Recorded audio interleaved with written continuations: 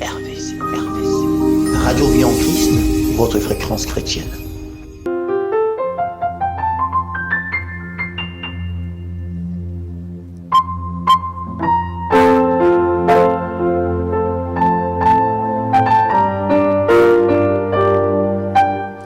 Alléluia, Alléluia, gloire à Dieu, chers auditeurs de la radio Vie en Christ.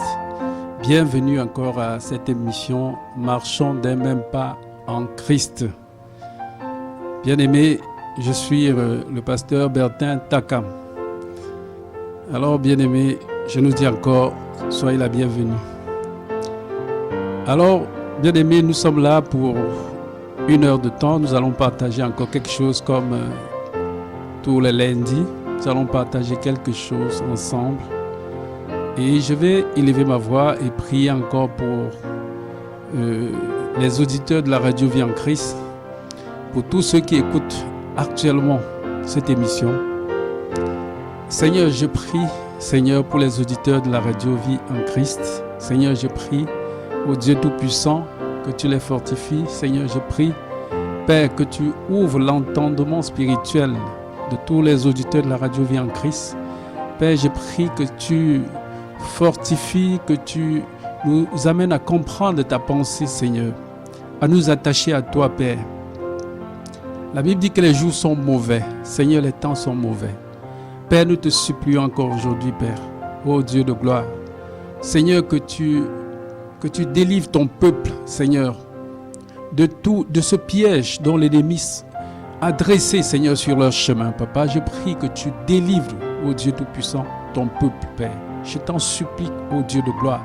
Ta parole, c'est une parole d'autorité, c'est une parole de puissance, c'est une parole qui délivre, Père. Je prie que cette parole, Seigneur, délivre encore de nombreux auditeurs de la radio Vie en Christ. En sorte que, Père, que tous te louent, que tous t'élèvent, que tous te magnifient. Père, je te bénis.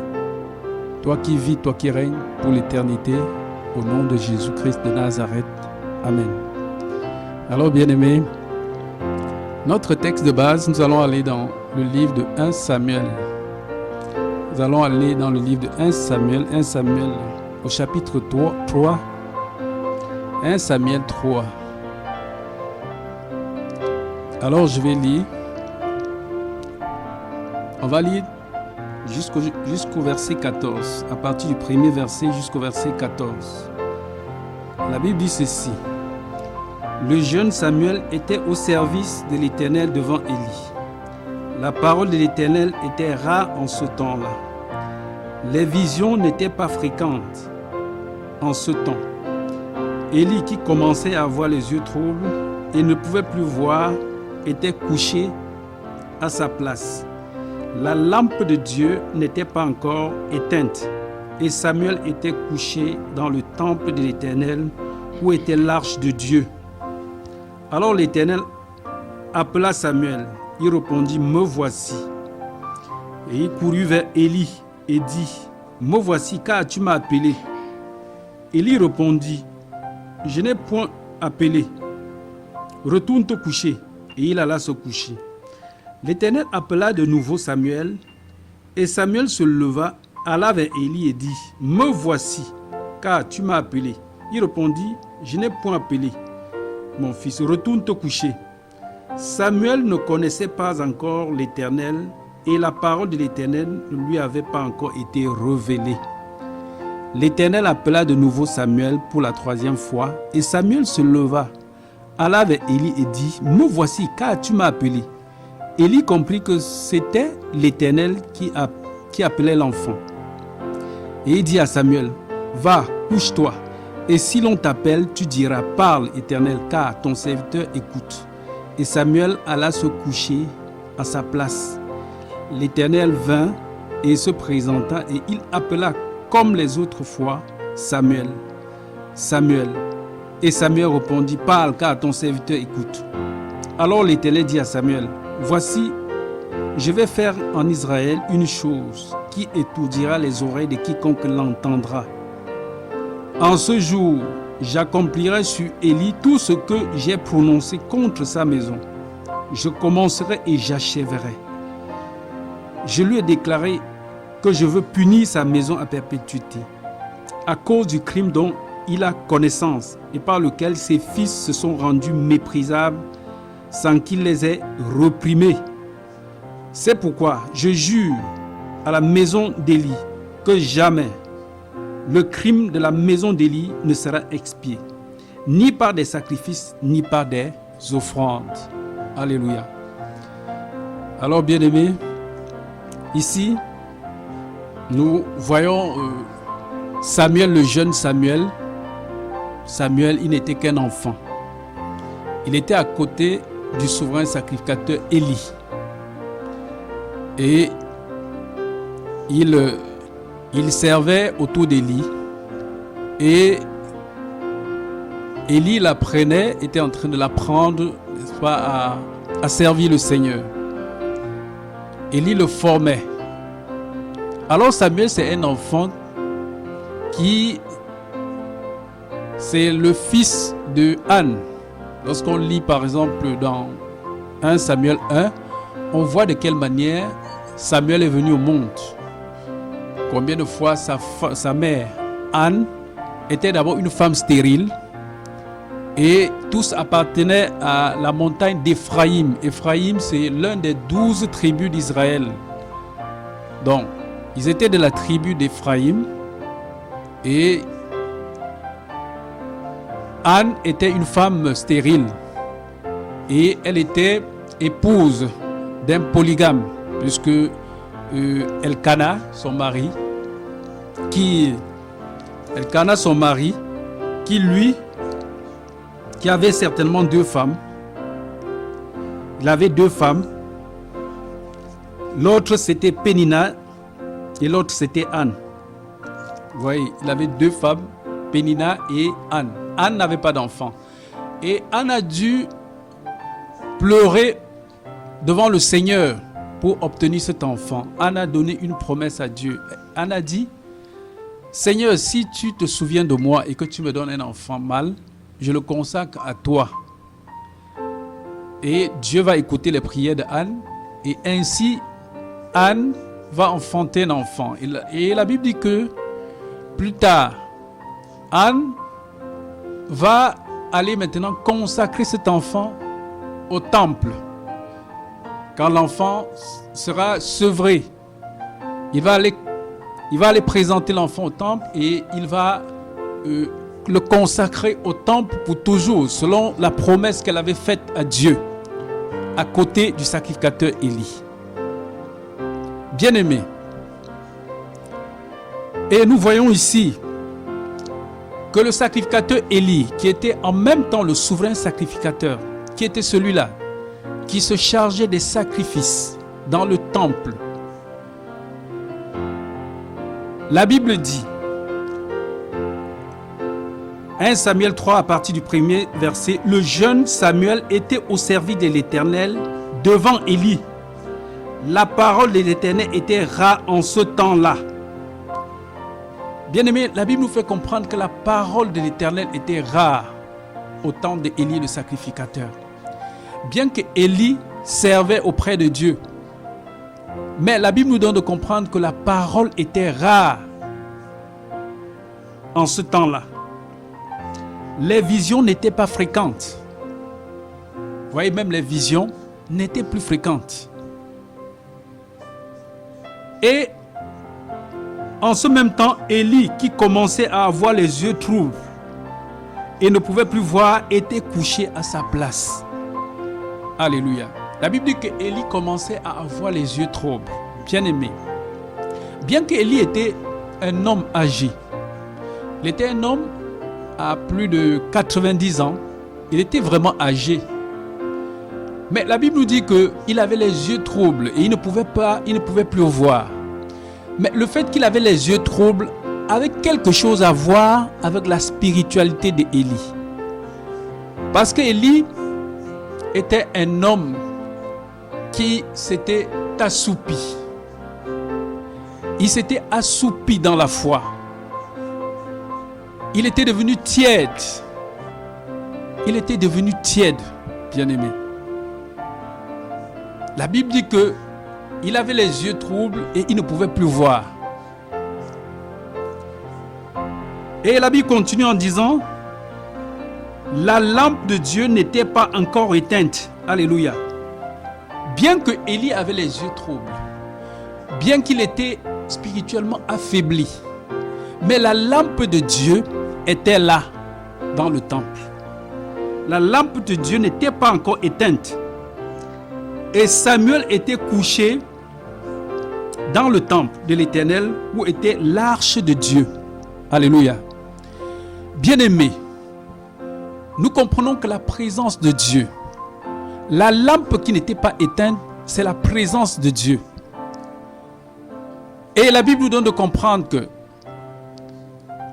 bien que Élie avait les yeux troubles, bien que Élie était affaibli sur le plan spirituel, mais le jeune Samuel était là autour du temple. Et la lampe ne s'était pas éteinte. La lampe n'était pas éteinte. La lampe continuait de briller. Alléluia. Bien-aimés, nous allons parler aujourd'hui de l'ouvrier infidèle. La caractéristique d'Élie et de ses fils qui travaillaient autour, qui travaillaient dans le temple, caractérise l'infidélité. L'infidélité dans les choses de Dieu. L'infidélité dans le sacerdoce. L'assoupissement. Le refroidissement. La tiédeur dans l'œuvre de Dieu. La tiédeur.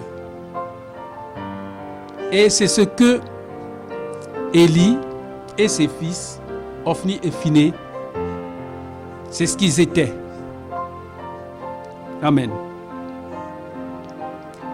La Bible dit que Dieu va appeler Samuel.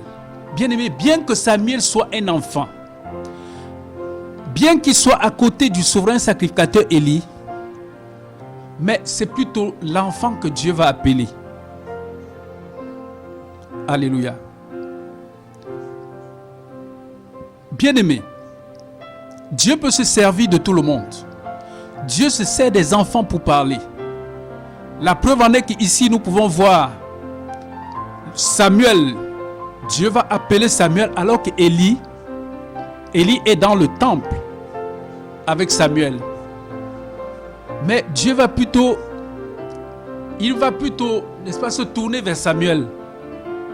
Et la Bible dit qu'il va appeler Samuel et jusqu'à 3 fois pour converser avec Samuel, pour déclarer des choses, pour dire des choses intimes à Samuel, bien-aimé. Alors, je voudrais tout simplement, déjà au travers de cette exhortation, déjà encourager des personnes, des jeunes, qui parfois se disent qu'ils sont trop jeunes pour servir Dieu. Et ils se disent parfois que non, ils ont encore du temps. Ils se disent que le service de Dieu, ça appartient aux vieillards, aux personnes déjà qui ont déjà fini leur temps.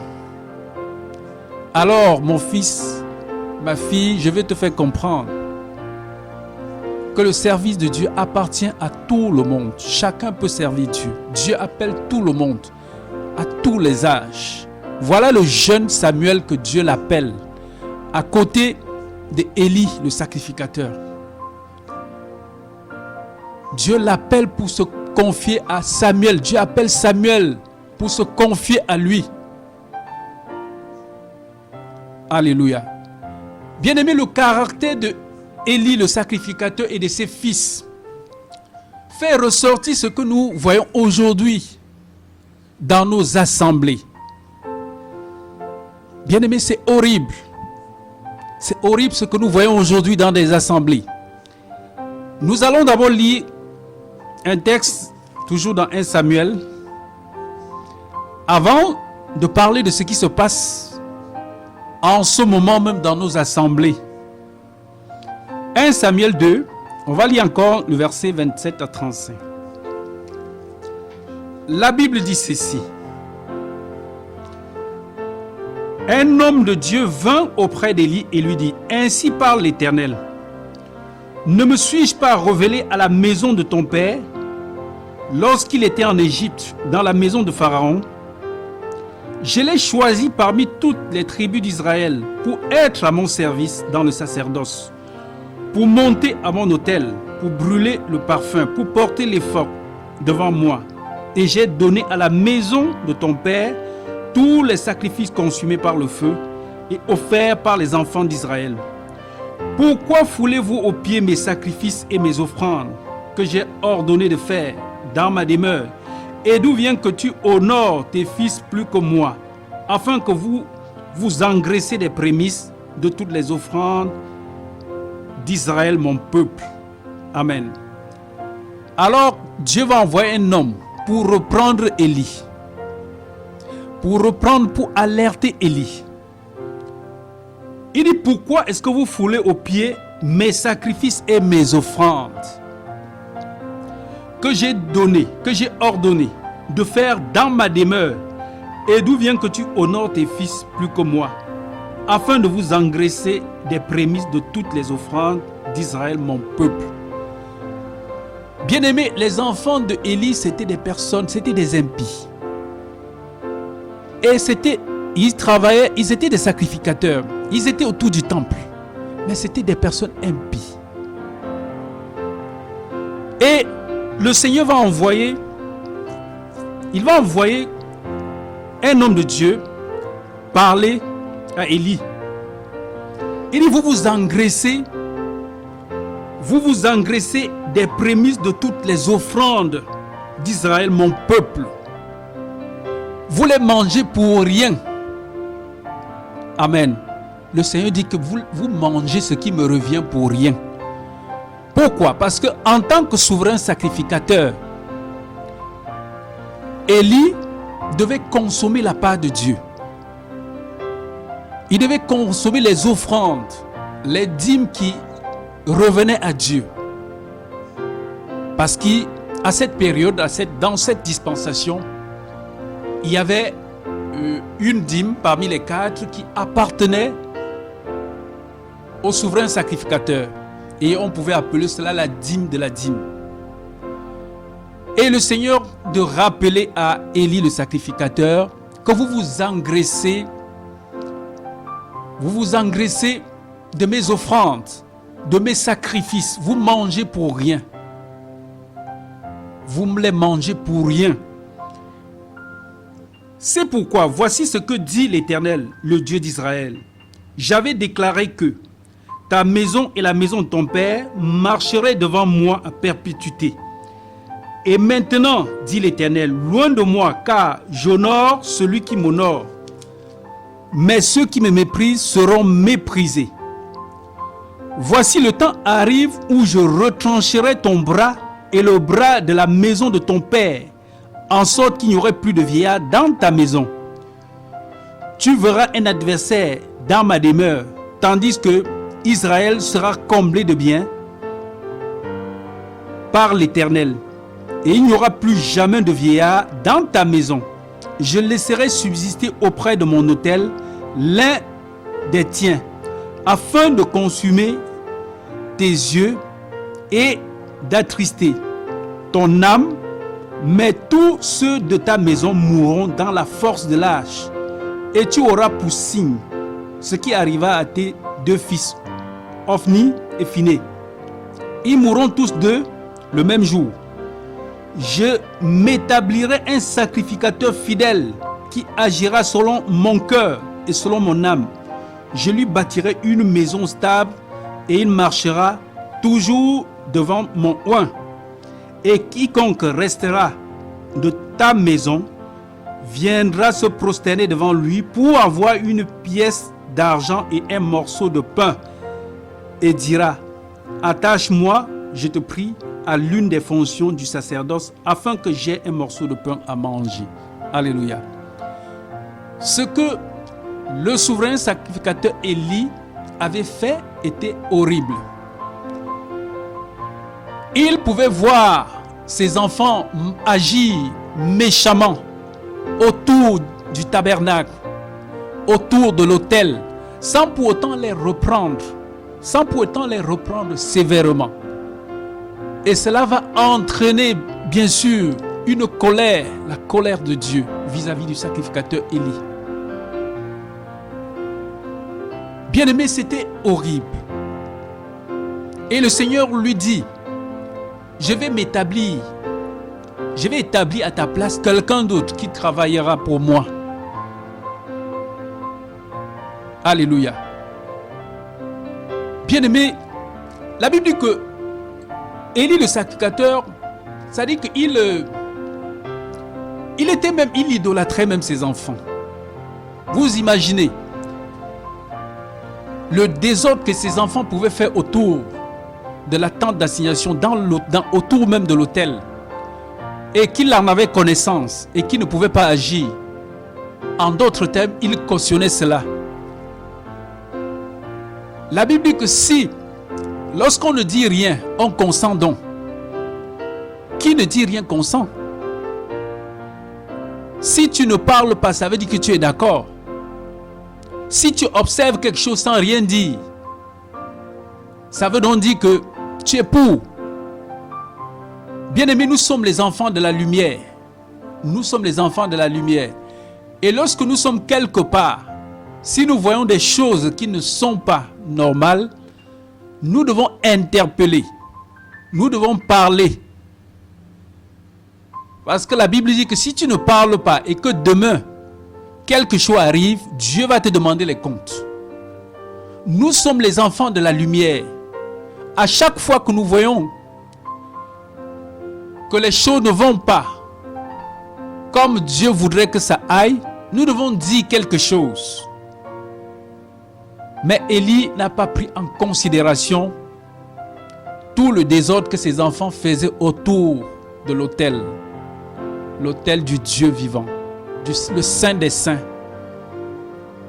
Élie n'a pas considéré cela. Bien-aimés, nous allons lire encore un passage. 1 Samuel 2, on va lire à partir du verset 2 et nous allons voir ce que les enfants d'Élie faisaient exactement. La Bible dit que les fils d'Élie étaient des hommes pervers et ils ne connaissaient point l'Éternel. Amen. Au verset 12, c'était des enfants pervers qui ne connaissaient même pas Dieu. Pourtant, ils étaient autour du temple, autour de la tente d'assignation. Ils étaient dans la tente d'assignation en train de servir, mais ne connaissant pas Dieu. Et voici quelle était la manière d'agir de ces sacrificateurs à l'égard du peuple. Lorsque quelqu'un offrait un sacrifice, le serviteur du sacrificateur arrivait au moment où l'on faisait cuire la chair, tenant à la main une fourchette à 3 dents. Il piquait dans la chaudière, dans le chaudron, dans la marmite ou dans le pot, et tout ce que la fourchette amenait, le sacrificateur le prenait pour lui.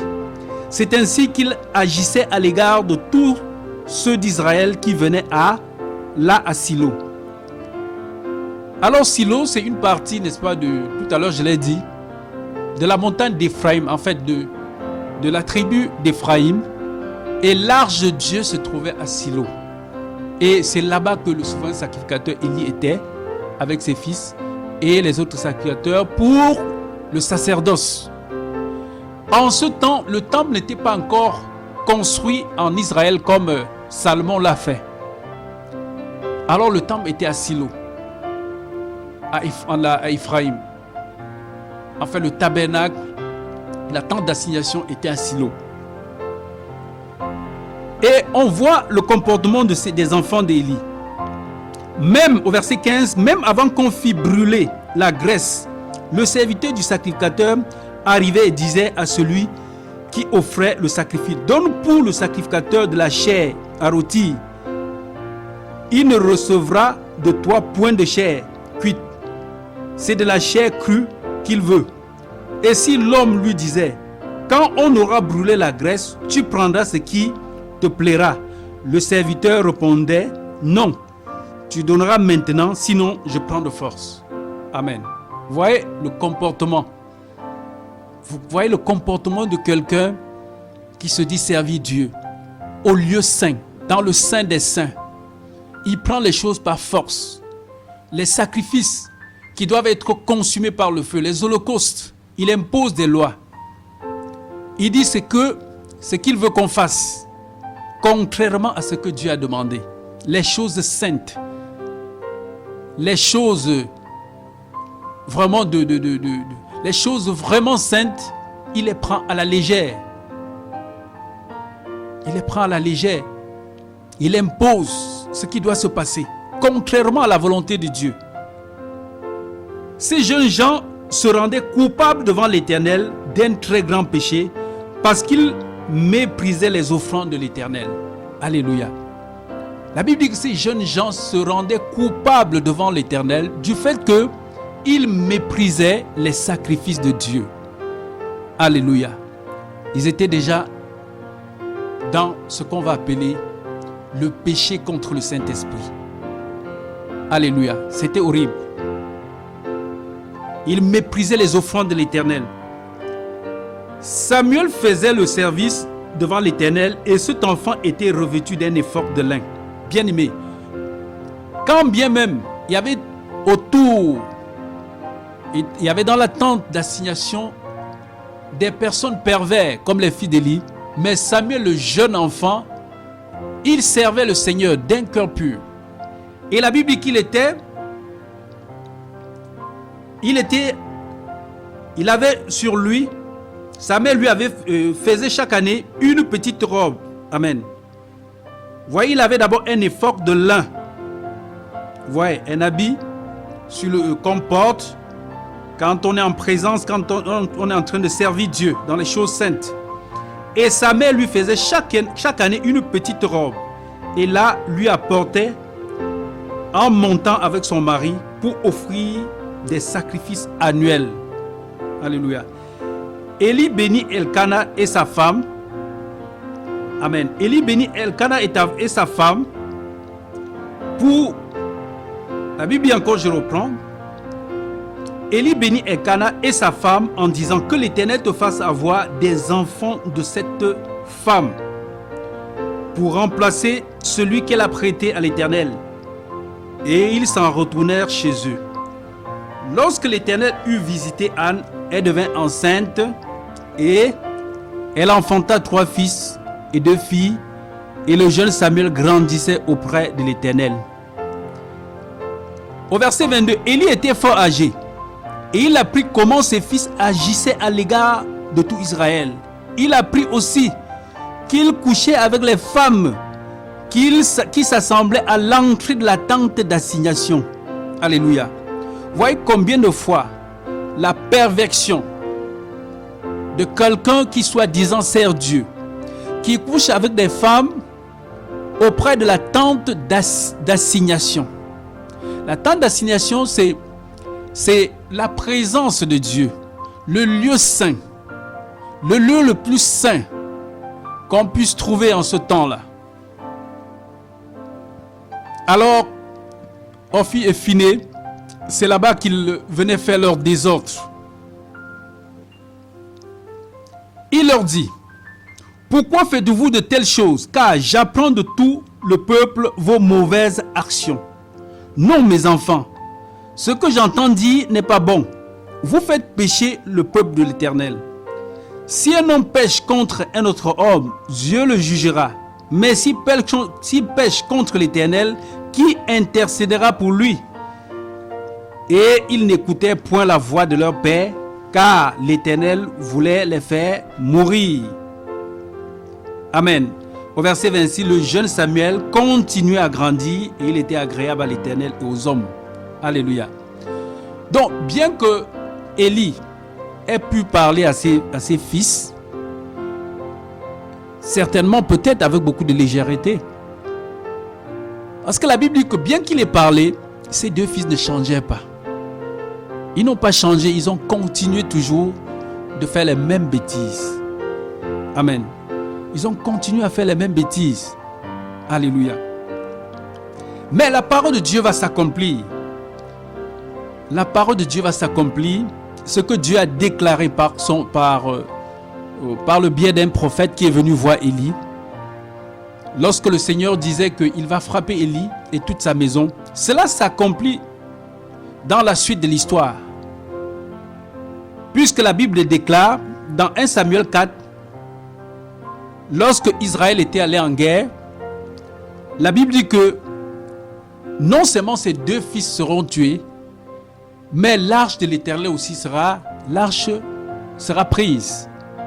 Et lorsqu'on va venir annoncer la nouvelle à Élie, le sacrificateur, la Bible dit qu'il va s'écrouler, il va se rompre la nuque et il va mourir. Amen. Vous voyez que ces 2 enfants, ils ont péché contre Dieu. Ils ont péché contre l'Éternel, le véritable Dieu.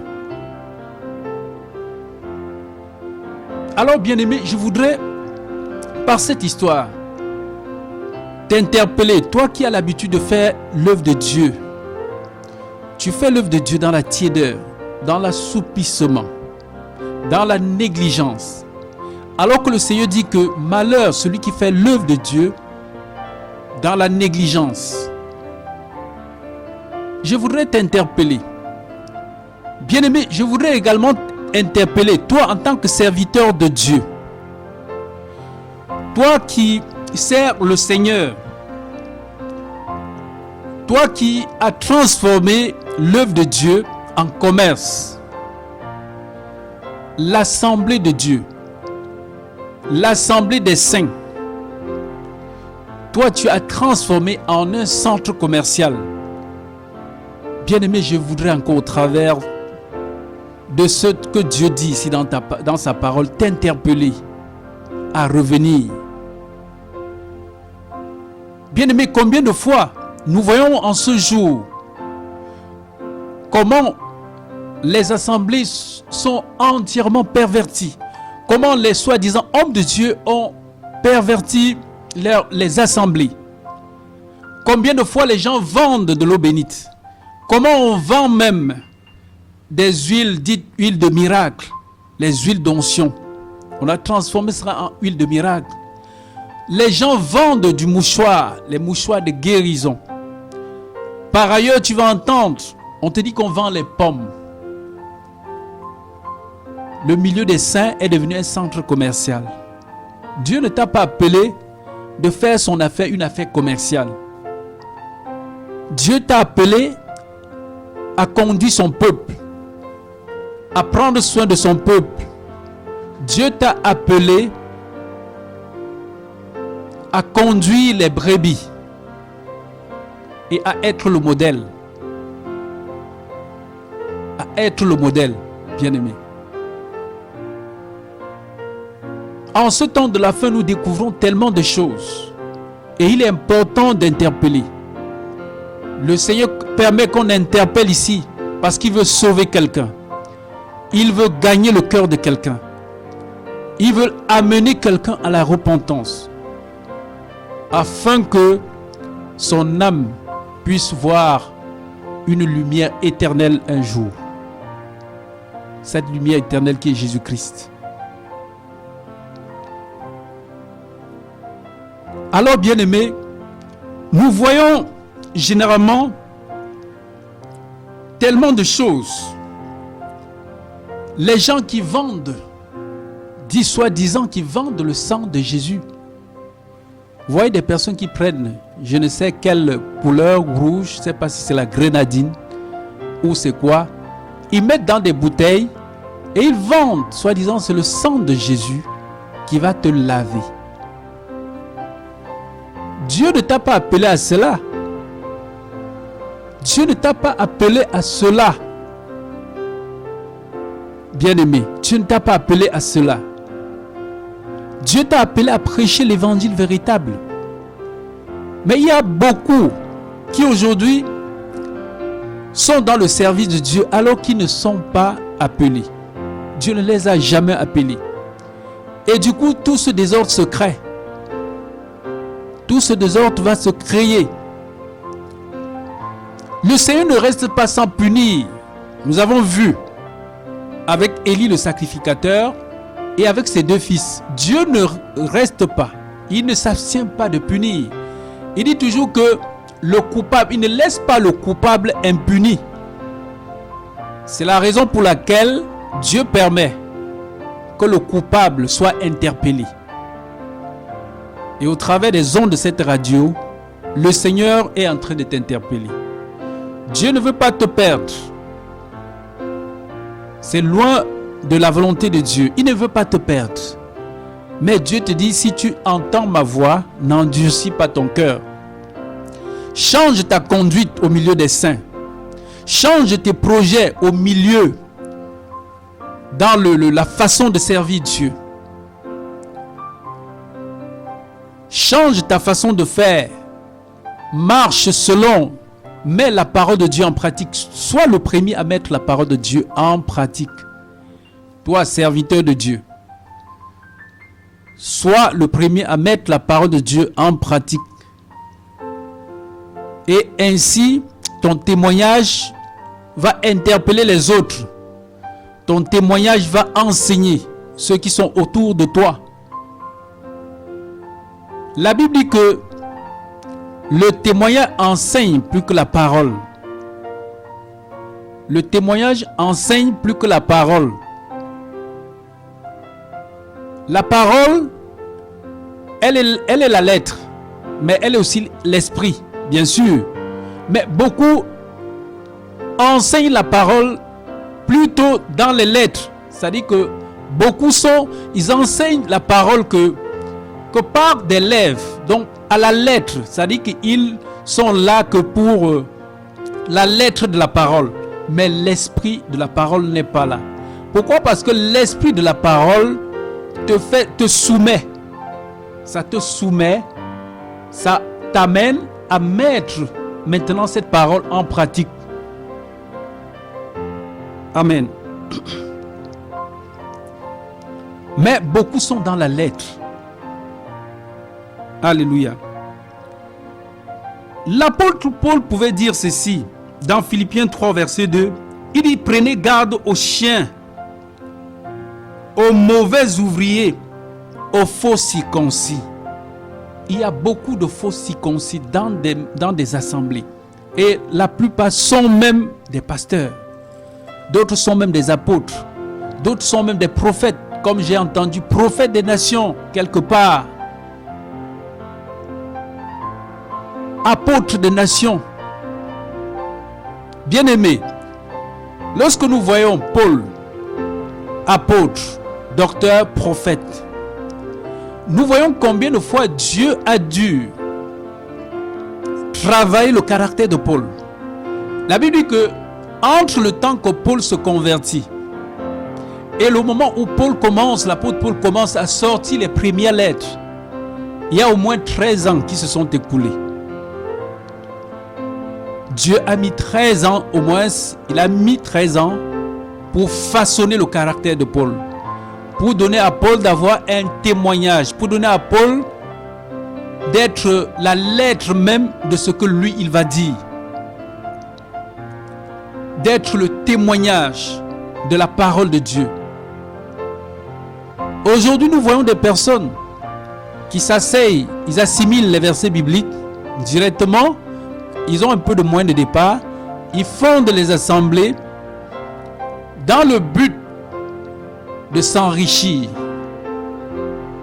L'œuvre de Dieu. L'œuvre de Dieu, bien-aimé.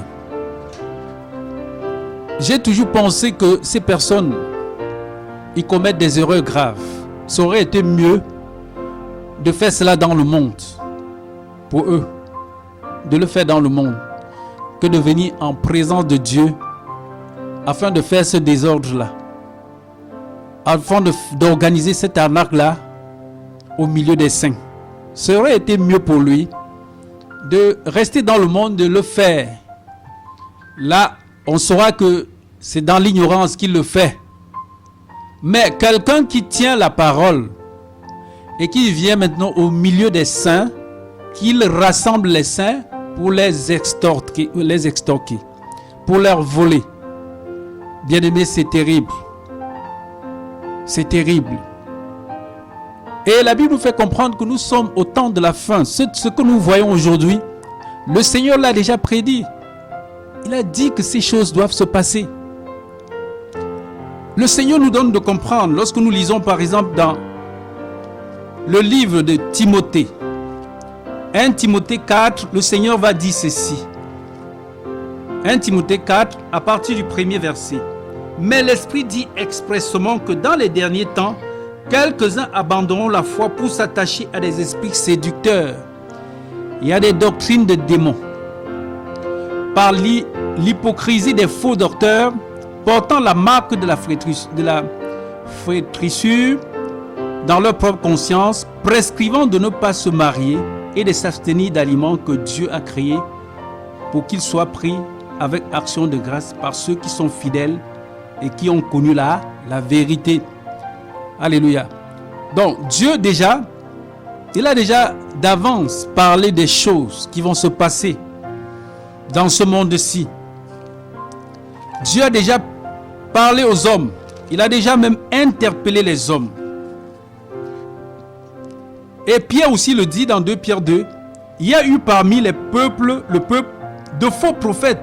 Et il y en aura parmi vous de faux docteurs qui introduiront des sectes pernicieuses et qui, reniant le maître qui les a rachetés, attireront sur eux une ruine soudaine. Plusieurs les suivront dans leur dissolution et la voix de la vérité sera calomniée à cause d'eux. Par cupidité, ils trafiqueront de vous au moyen des paroles trompeuses, eux que menacent depuis longtemps la condamnation et dont la ruine ne sommeille point. Car si Dieu n'a pas épargné les anges qui ont péché, mais s'il les a précipités dans les abîmes des ténèbres, il les réserve pour le jugement. S'il n'a pas épargné l'ancien monde, mais s'il a sauvé Noé, lui 8e et prédicateur de la justice, lorsqu'il fit venir le déluge sur un monde d'impies, s'il a condamné à la destruction et réduit en cendres les villes de Sodome et de Gomorrhe, les donnant comme exemple aux impies à venir, et s'il a délivré le juste Lot, profondément attristé de la conduite de ces hommes sans frein dans leur dissolution. Car ce juste qui habitait au milieu d'eux tourmentait journellement son âme juste à cause de ce qu'il voyait et entendait de leurs œuvres criminelles. Amen. Et de continuer au verset 9, le Seigneur sait délivrer de l'épreuve les hommes pieux et réserve les injustes pour être punis au jour du jugement. Alléluia. Donc si nous arrêtons là, nous comprenons que Dieu, qui est un Dieu bon, il commence par interpeller. Il interpelle les hommes. Mais comme les hommes aiment tellement, la Bible parle ici, lorsque nous avons lu ici dans 2 Pierre, des personnes cupides. Bien aimé, la cupidité amène les hommes à faire tout et du n'importe quoi. La cupidité va amener les hommes à rassembler les saints et de formater les plans d'escroquerie et de les voler. C'est ça la cupidité. La cupidité, la Bible dit que c'est la racine de tous les maux. La cupidité consiste, en fait, c'est le fait d'ailleurs pour une personne d'aimer beaucoup l'argent plus que Dieu. Lorsque tu aimes déjà beaucoup l'argent plus que Dieu, quand tout ton langage est centré que sur l'argent, c'est ça la cupidité. Tu aimes les intérêts. Tu ne peux rien faire gratuitement. C'est la raison pour laquelle vous leur voyez vendre les prophéties en pleine assemblée. Celui qui a donné plus d'argent reçoit une bonne prophétie. La prophétie est accordée au moyen du don financier que tu as présenté à l'homme de Dieu. Plus tu as donné une enveloppe aussi lourde, plus ta prophétie, elle est lourde. Elle convient à ton enveloppe. Voilà là où la cupidité peut amener les hommes.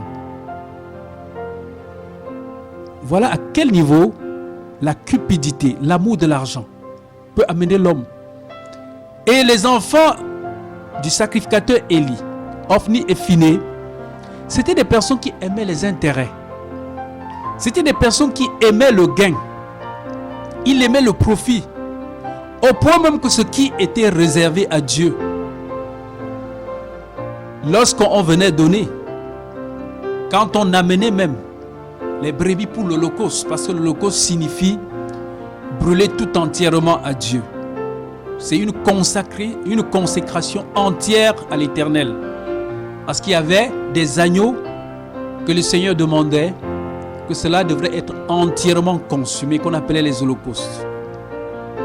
Il y avait également des agneaux qui certainement étaient réservés pour des sacrifices. Ça veut dire, on devait, bien sûr, on devait égorger l'agneau, recueillir le sang.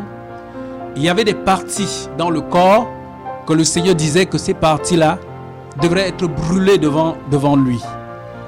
Mais compte tenu du fait que Ophni et Phiné, ils aimaient tellement le profit, ils étaient arrivés à mettre la loi de Dieu de côté.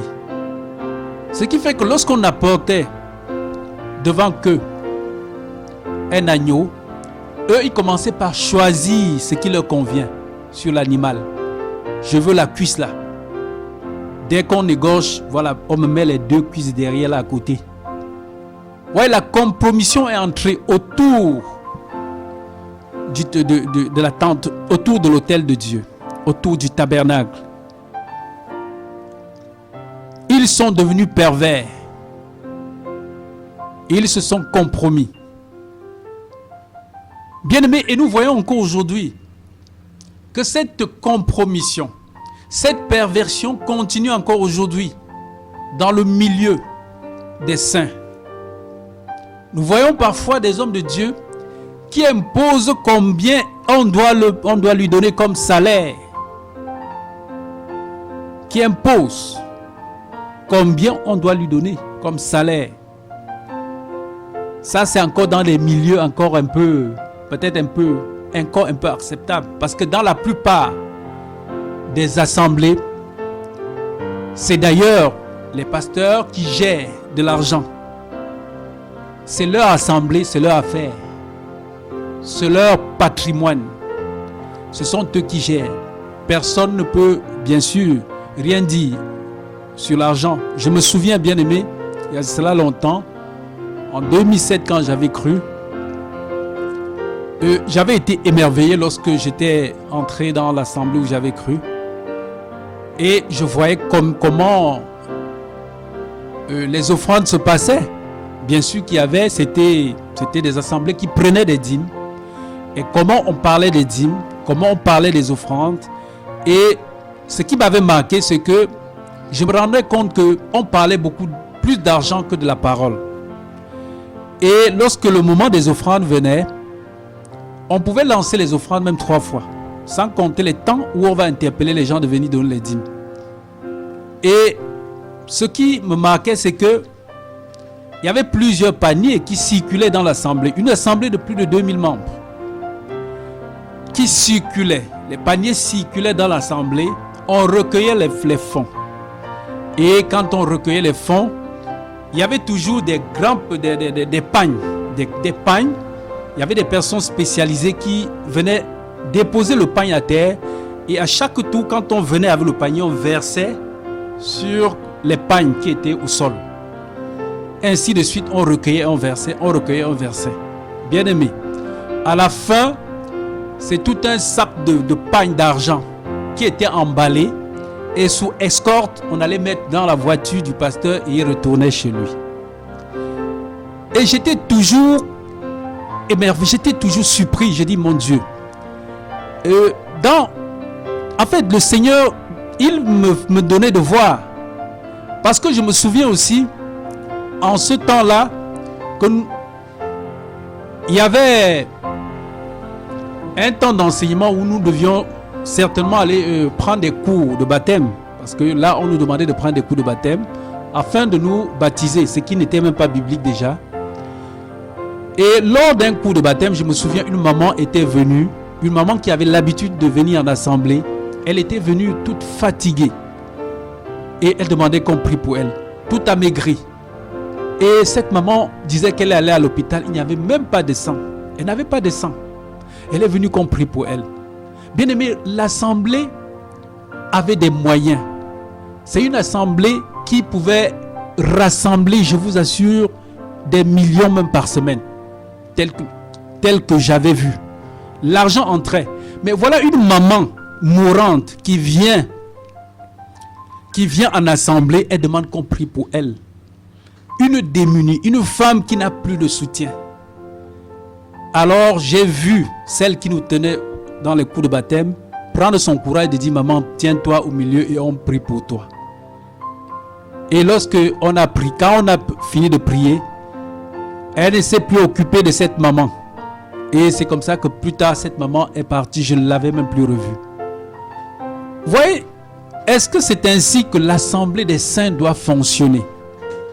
Bien-aimés, c'est la question qu'on se pose. Est-ce que Dieu a fait les choses ainsi? Dieu a-t-il fait les choses ainsi? La Bible dit que les collectes qui entrent dans l'assemblée, c'est réservé à l'œuvre de Dieu. L'œuvre de Dieu, c'est les problèmes de l'assemblée. Un frère est malade, on doit aller le rendre visite. Il y a une maman qui manque quelque chose à manger, on doit prendre soin d'elle. C'est ça, c'est la raison pour laquelle Dieu permet qu'il y ait de l'argent dans l'assemblée. Ce n'est pas simplement pour les anciens ou encore pour le pasteur, non. Certainement, Paul dit par exemple que il peut vivre, bien sûr, que l'on vit de l'évangile, c'est tout à fait normal. Dans certaines assemblées, des pasteurs peuvent avoir des salaires. Ce n'est pas un péché. Ils peuvent avoir des salaires, ce n'est pas un péché. Mais que l'œuvre de Dieu soit bien organisée, que les entrées, que tout ce qui entre soit bien organisé, que chacun, qu'il n'y ait personne qui soit lésé autour dans l'œuvre du Seigneur. S'il y a des orphelins, on doit prendre soin d'eux. Des veuves, on doit prendre soin d'eux. On ne doit pas être là, seulement être focalisé que ce qui entre là, c'est pour celui, c'est pour le pasteur, c'est pour l'apôtre, c'est pour le prophète. Bien aimé, l'œuvre de Dieu, ce n'est pas ça. Nous avons vu le Seigneur Jésus-Christ lui-même.